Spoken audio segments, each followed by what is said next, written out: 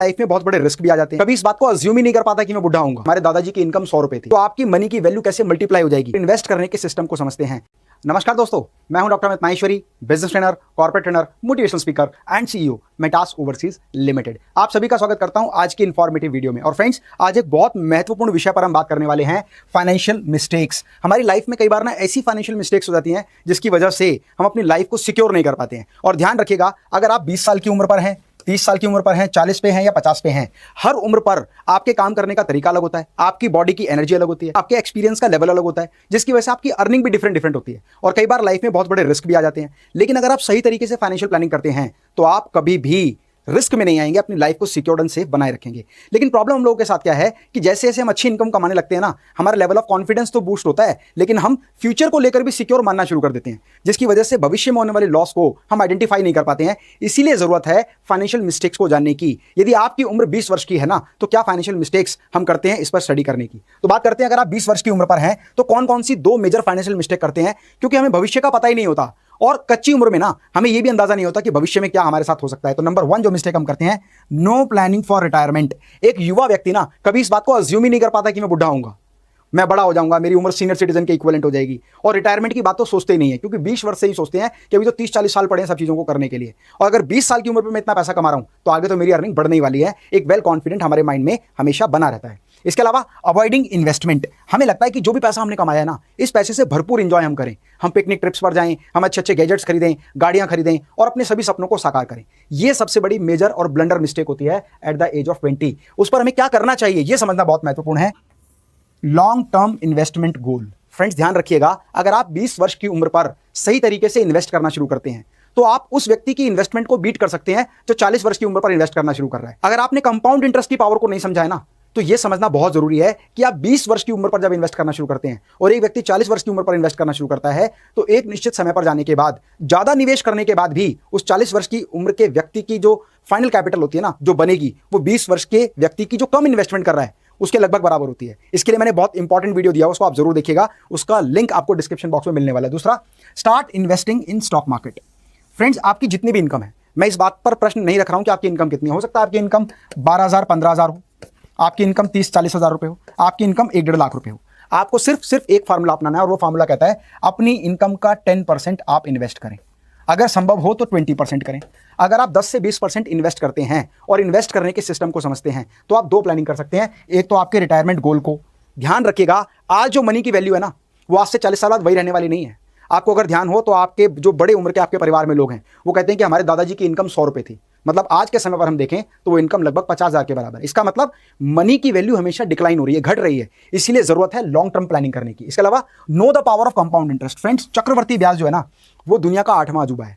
इसीलिए जरूरत है आपको लॉन्ग टर्म इन्वेस्टमेंट करने की, और कंपाउंड इंटरेस्ट का बेनिफिट ही लॉन्ग टर्म में होता है। जब आप लॉन्ग टर्म में अच्छे से इन्वेस्ट करते हैं तो कई बार शेयर की वैल्यू भी बहुत ज्यादा बढ़ जाती है। अगर आपको ध्यान हो तो बहुत सारे ऐसे शेयर्स हैं जिनकी कुछ साल पहले बहुत नॉमिनल वैल्यू थी और आज वो हजारों की वैल्यू को पार कर चुकी हैं, जैसे HDFC, MRF। ये 2 ऐसे एग्जांपल हैं कि एक समय पर इनकी वैल्यू 100-200 रुपए थी और आज इनकी वैल्यू हजारों रुपए में है। तो आपकी मनी की वैल्यू कैसे मल्टीप्लाई हो जाएगी वो आपको नहीं पता। इसीलिए आप स्टॉक मार्केट में इन्वेस्ट करें और अपने पैसे को अपने फ्यूचर गोल के लिए जरूर इन्वेस्ट करें, और इन्वेस्ट करने के सिस्टम को बेहतर तरीके से समझें, तभी आप अपनी लाइफ को सिक्योर कर पाएंगे। यही बात उन लोगों पर लागू होती है जो 30 वर्ष की उम्र के आंकड़े के अंतर्गत आते हैं। इनसे 2 बड़ी जो मेजर मिस्टेक क्या होती है, अनऑर्गेनाइज सेविंग। ये लोग सेविंग करना तो शुरू कर देते हैं पर वो ऑर्गेनाइज नहीं होती है। बताऊंगा अभी कैसे अनऑर्गेनाइज सेविंग की बात कर रहे हैं। और improper financial planning. Financial planning करते हैं पर वो प्रॉपर नहीं होती। और बाइंग अ फ्लैशी प्रोडक्ट्स। ये 3 मेजर मिस्टेक होती हैं 30 वर्ष से लेकर 40 वर्ष की उम्र के बीच में। और उनमें सबसे पहली जो मिस्टेक है, अनऑर्गेनाइज सेविंग। वो थोड़े से पैसे आए, निवेश कर दिए, फिर कई महीनों तक कोई इन्वेस्टमेंट नहीं की, फिर कभी कोई अच्छी मोटी इनकम एक साथ आई, उसमें से कुछ पैसा इन्वेस्ट कर दिया, या कई बार अच्छी इनकम आने के बाद कुछ दूसरी चीजें खरीदना शुरू कर दिया। वो कभी भी रेगुलर और सिस्टमेटिक तरीके से इन्वेस्टमेंट नहीं करते। इसका मतलब आपको क्या करना है, स्टार्ट इन्वेस्टिंग विद डिसिप्लिन। एक डिसिप्लिन मेंटेन करें। और वो डिसिप्लिन क्या कहता है, आप हर महीने पर मंथ इनकम का 10 से 20% इन्वेस्ट करें। ये तो बात रही डिसिप्लिन की। ठीक यही बात एक एक्स्ट्रा इनकम जो कैपिटल के रूप में आपके पास आती है उसको भी इन्वेस्ट करें, उसको ऐसी चीज़ों पर वेस्ट ना करें जिससे भविष्य में मिलने वाला आपका आउटपुट कुछ नहीं होने वाला। इसके अलावा मेक प्रॉपर फाइनेंशियल प्लानिंग। और फाइनेंशियल प्लानिंग का मतलब क्या है, आपके एजुकेशन से रिलेटेड अगर आप पढ़ रहे हैं तो, आपके बिजनेस की ग्रोथ से रिलेटेड, अगर आप बिजनेस को आगे बढ़ाना चाहते हैं, अगर आप जॉब कर रहे हैं तो भविष्य में आप क्या कर सकते हैं उससे रिलेटेड प्लानिंग, आपको जो इनकम रिसीव हो रही है उसको कितना कितना परसेंट किस किस डिपार्टमेंट में डिवाइड करना है, जैसे आपको फैमिली के लिए कितना पैसा निकालना है, आपको पर्सनल एक्सपेंसेस के लिए कितना पैसा निकालना है, आपको कितना पैसा इन्वेस्ट करना है। मैंने एक बहुत अच्छा वीडियो बनाया था सुधीर, विनोद और लल्लन सिंह के ऊपर कि वो 3 दोस्त हैं और वो कैसे अपने पैसे को इन्वेस्ट करते हैं, उसको आप जरूर देखें। नेक्स्ट जो इंपॉर्टेंट बात है, नेवर बाय फ्लैशी प्रोडक्ट्स। आपको क्या करना है, डेप्रिशिएटिंग एसेट्स नहीं खरीदनी, हमेशा आपको एप्रिशिएटिंग एसेट्स खरीदनी है। अब डेप्रिशिएटिंग एसेट्स और एप्रिशिएटिंग एसेट्स में क्या डिफरेंस है? डेप्रिशिएटिंग एसेट्स वो होती हैं जिनकी भविष्य में वैल्यू घटने वाली है और उससे मिलने वाला कोई आपको एक्स्ट्रा बेनिफिट नहीं होने वाला सिवाय एक लग्जरी की फीलिंग के। तो डेप्रिशिएटिंग एसेट्स को कभी ना खरीदें। डेप्रिशिएटिंग एसेट्स का मतलब है हर वो एसेट जिसकी वैल्यू घटती जाएगी और एक समय पर उसकी वैल्यू निल या स्क्रैप रह जाएगी। जैसे buying a luxury car is a part of depreciating asset, या आपने अगर कोई ऐसा लोन ले लिया जिससे आपने अपनी कंज्यूमर नीड्स को पूरा कर लिया, या आपने पिकनिक ट्रिप के लिए कोई लोन ले लिया, तो मतलब आप ऐसी प्रॉब्लम्स में फंस जाते हैं जहां पर आप डेप्रिशिएटिंग एसेट्स खरीद लेते हैं या कंजम्पशन के लिए लोन ले लेते हैं, जो सबसे खतरनाक होता है at the age of 30। Next important बात, एट द एज ऑफ 40 यहां पर क्या प्रॉब्लम होती है? Burden of loans. At the age of 40 ना हम लोग डिसीजन मेकिंग पावर पर आ जाते हैं, या हम लोग इतने मैच्योर हो जाते हैं कि हम बड़े बड़े डिसीजंस ले सकें। ऐसे में हम लोन ले लेते हैं। अब लोन भी 2 तरह का होता है, एक वो लोन जो आपको भविष्य में ग्रोथ की ओर ले जाएगा और एक वो लोन जो भविष्य में आपके लिए एक तरह से खर्चा होगा। इसका मतलब आपको अगर कोई भी लोन लेना है तो सबसे पहले तो कोशिश करें कि लोन को अवॉइड करें।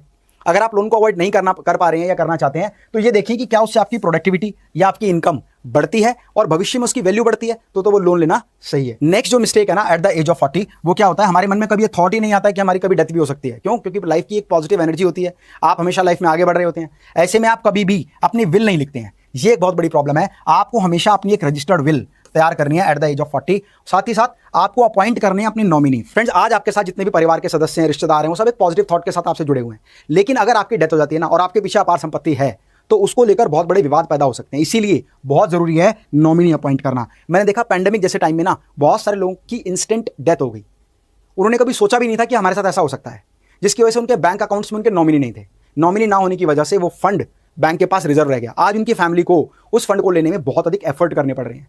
तो ये बहुत इंपॉर्टेंट है कि आपकी विल होनी चाहिए प्रॉपर और आप अपने नॉमिनी को अपॉइंट करें। कई केसेस में जरूरी नहीं कि पैंडेमिक की वजह से इंस्टेंट डेथ हो जाती है। अभी एक बहुत अच्छा सिंगर के जिसकी स्टेज परफॉर्मेंस के बाद इंस्टेंट डेथ हो गई। और एक बहुत बड़ी दुखद घटना एक सिंगर के साथ और घटी है, और वो कौन है? सिद्धू मूसेवाला, जिनकी 28 वर्ष की उम्र में गोली मारकर हत्या कर दी गई। तो फ्रेंड्स, कहते हैं ना कि 40 साल 50 साल में हमारी एक्सपेक्टेशन होती है हम 70-80 साल जिएंगे।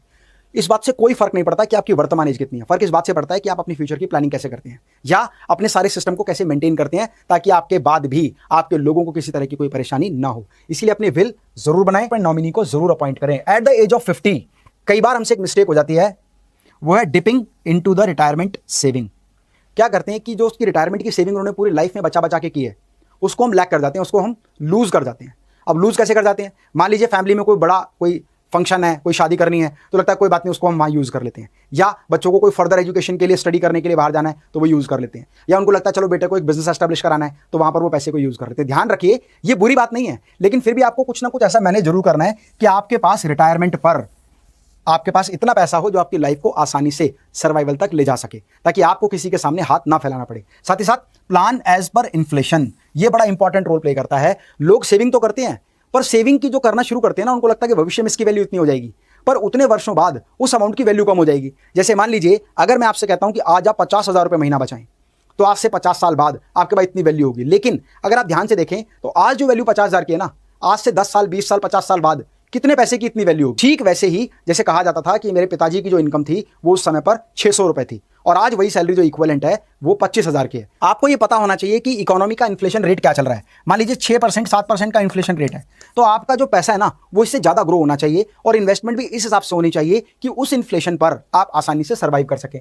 साथ में क्रिएट अ पैसिव इनकम, आपको शुरुआत से ही ना अपनी पैसिव इनकम क्रिएट करने पर फोकस करना चाहिए, क्योंकि पैसिव इनकम एक ऐसी इनकम है जो आपके काम किए बिना भी आपको आती रहेगी, जैसे रेंट, जैसे इंटरेस्ट, जैसे एफडी पर मिलने वाला ब्याज, या इस तरह की इनकम जहां पर आपको काम ना करना पड़े। मतलब आपके द्वारा प्रतिनिधि जो आपने अपॉइंट किए वो इनकम कमाए, या आपका पैसा आपके लिए पैसा कमाए। यदि आप ऐसा सिस्टम बना लेते हैं तो आप कभी भी रिटायरमेंट पर किसी पर आश्रित नहीं रहेंगे। इसीलिए आपने जो फाइनेंशियल मिस्टेक 20 30 40 50 की एज पर की है, या बहुत सारे लोग जो ये मिस्टेक करते हैं, अगर आप इन बातों को समझ लें तो आपका जीवन आजीवन, जब तक आप जीवित रहेंगे, सुखमय जीवन रहेगा। वरना आप भी वही प्रॉब्लम्स का सामना करेंगे जो अच्छी इनकम कमाने के बावजूद भी बहुत सारे लोग लाइफ में फेस करते हैं। वो कहते हैं कि जिस उम्र पर मैं सब कुछ कर सकता था उस उम्र पर मुझे पता ही नहीं था कि करना क्या है, और जिस उम्र पर मैं सब कुछ जानता था कि क्या करना चाहिए था, उस उम्र पर मैं उस अवस्था में आ गया जहां मैं कुछ नहीं कर सकता। इसीलिए 20 वर्ष से लेकर 50 वर्ष के बीच के जितने भी ये प्रश्न हैं, इनका जवाब आपको पता होना बहुत जरूरी है। तो फ्रेंड्स, यदि आपके मन में कोई भी प्रश्न है तो मुझे कॉमेंट बॉक्स में लिखकर जरूर बताएं।